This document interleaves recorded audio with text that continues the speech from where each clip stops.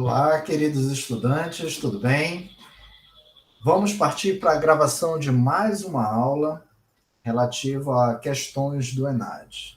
Tá? Só apresentar aqui na tela.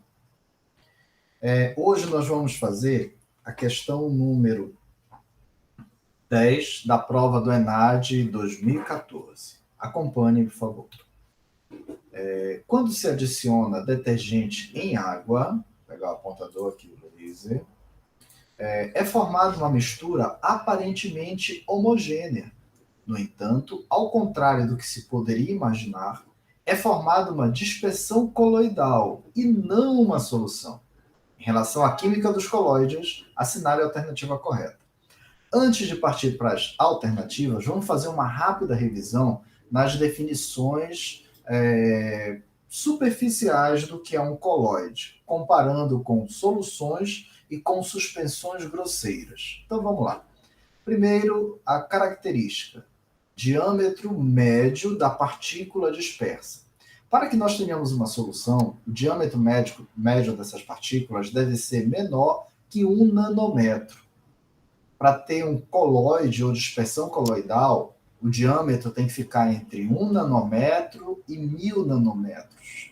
E para ser considerada uma dispersão grosseira, ou também chamada de suspensão, aí nós vamos para partículas com diâmetro médio acima de 1000 nanômetros. Comportamento visual. As soluções têm partículas tão pequenas que elas não podem ser visualizadas de forma alguma.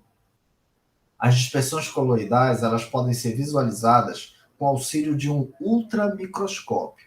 E as suspensões grosseiras elas podem ser visualizadas com auxílio de microscópio ou até mesmo a olho nu, quando são partículas muito grandes. E a separação dessas partículas? As soluções, a gente não consegue mecanicamente fazer a separação de partículas porque são de dimensões muito pequenas, abaixo de 1 nanômetro.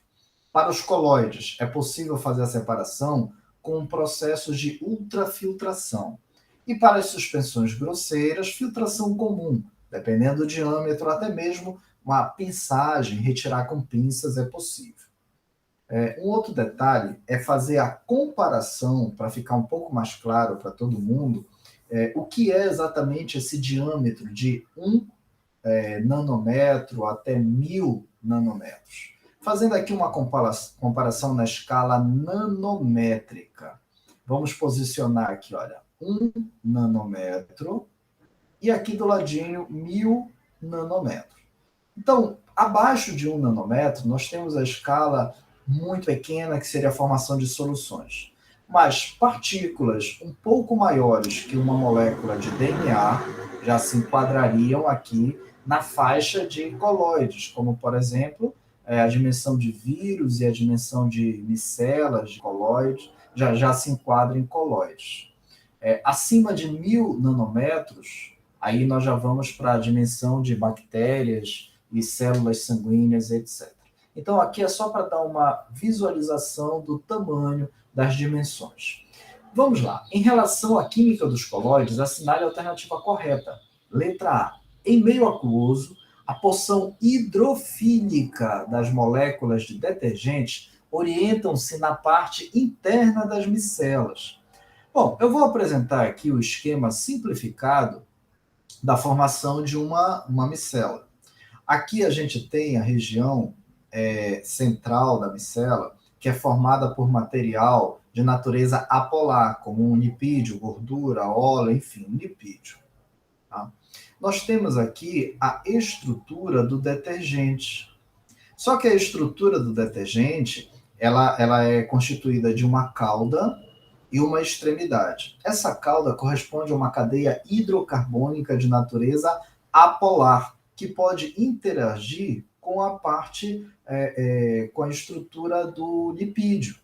Aqui na extremidade, nós temos as partículas de carga elétrica do detergente. Essa partícula, que são derivados de ácidos sulfônicos, elas têm carga elétrica e, portanto, natureza polar. Então, a extremidade de natureza polar interage com a água, com as moléculas de água, e a cadeia hidrocarbônica, que é a extremidade apolar, interage com os lipídios. Então, a gente pode ver aqui que está errado, né? Porque, olha, as moléculas de detergente orientam-se na parte interna das moléculas com a porção hidrofílica. Não, a parte interna, ou melhor, moléculas não, micelas. A parte interna do detergente na micela é a parte hidrofóbica e não hidrofílica. Portanto, a letra A é errada, né? Não tem como.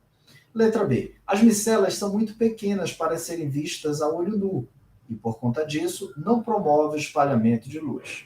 Ora, elas promovem sim o espalhamento de luz, tanto que é possível observar essas partículas com auxílio de ultramicroscópio. Se elas não fizessem o espalhamento da luz, com microscópio nenhum seria possível visualizar as partículas de colóide, como micelas e outras. Então a letra B também é falsa. Letra C.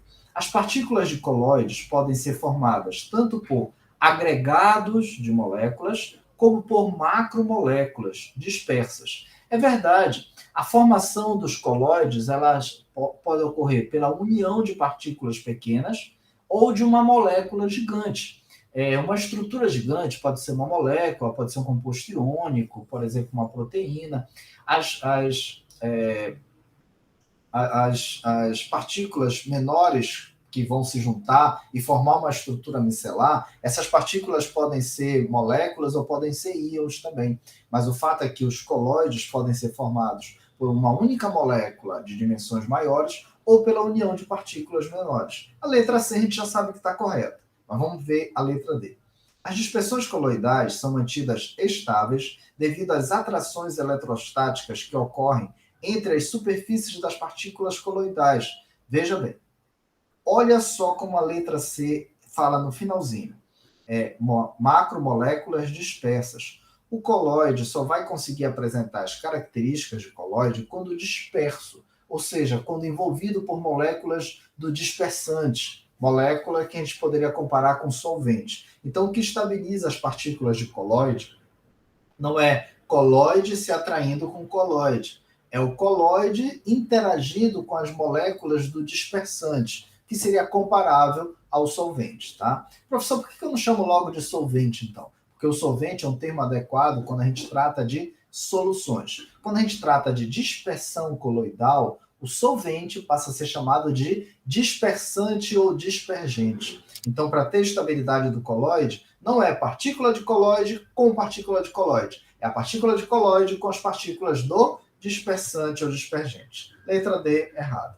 Letra E. Uma maneira prática de diferenciar uma solução de dispersão coloidal é por meio do efeito Tyndall, observado somente em soluções. Cara, a letra E estava muito bacana, até a vírgula. Na vírgula estragou. Porque é verdade, dá para diferenciar as dispersões coloidais das soluções pelo efeito Tyndall. Mas quem apresenta isso, a estrutura que apresenta, é a dispersão coloidal e não a solução. Vou apresentar uma imagem aqui. Aqui nós temos a incidência de luz, representado por Hν, né, para indicar ondas eletromagnéticas. A incidência de luz. A luz atravessa a solução sem sofrer esse espalhamento, porque são partículas muito pequenas nas soluções. Mas ocorre o espalhamento, o efeito Tyndall, no recipiente que contém a dispersão coloidal. Então, o efeito Tyndall é observado nos colóides e não nas soluções. Então, a letra E estava certa até a vírgula. É verdade, né? Se a letra E também está errada, a única alternativa possível foi a letra C de casa. Letra C de casa. Gente, espero que vocês tenham compreendido e aguardo vocês numa próxima videoaula de resolução de questões do ENAD. Um grande abraço e bons estudos.